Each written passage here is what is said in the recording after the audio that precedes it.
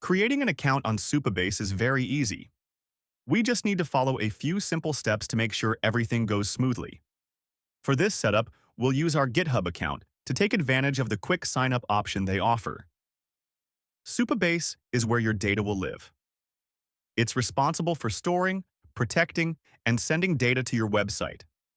Our software products use PostgreSQL, which integrates perfectly with Supabase.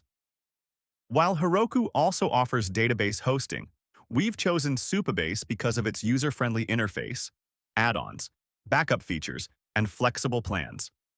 Let's start by logging into our GitHub account to make sure everything is working correctly.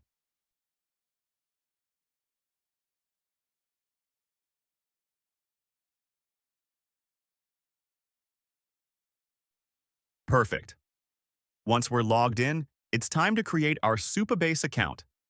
Head to the Login section and select GitHub as your sign-in option. Approve any authorization request and wait a few seconds for the handshake process to complete. Great. Supabase is now setting up your account. Next, it's time to define your organization details. I'll select that I'm representing a company, but you can choose whatever option best fits your situation. In the next step, you'll see Supabase's available pricing plans. As you can see, there are several options depending on your needs. Just like with Cloudflare, Supabase allows you to start for free. And that's the best choice for now. The free plan is ideal for new or small projects. Later, you can upgrade to a paid plan for better performance, automated backups, and other premium features. Let's select Free and continue. Supabase will now create your working environment. Once that's done, it's time to create our first project.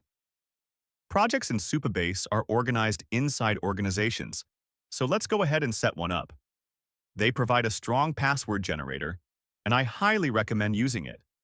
We want to prevent any unauthorized access to the most valuable data in your system. Copy that password and store it in a safe place. We'll need it later when we connect Supabase to Heroku. Next, we'll choose the server location. It's best to select the region closest to your clients for optimal performance. However, it's also important to stay consistent with your setup across other platforms. For example, if you've already chosen a region on Heroku or Cloudflare, use the same one here. Once everything looks good, click the button to create your project. And there you go. Congratulations! You've successfully created your Supabase account, configured your organization, and launched your project. This will allow you to connect your database in Supabase to Heroku, where your website's software is hosted. Now, let's take a quick look at what the database URL looks like. This is the key that allows Heroku to access your database. This next step is just for your awareness. Our support team will handle the technical setup for you. But it's important for you to know where things are since this is your personal or business account. Click on the Connect button at the top. Then, select your connection method. In our case, we'll choose the transaction pooler. And there it is, the database URL we need. This is the connection string that Heroku uses to tell Supabase. Please allow me to access and manage this database hosted with you.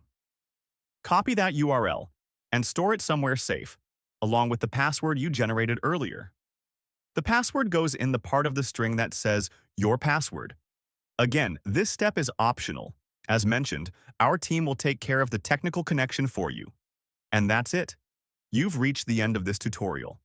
You're now one step closer to fully setting up your environment and enjoying the Plexosoft software integrations by Plexotrade LLC. See you in the next video.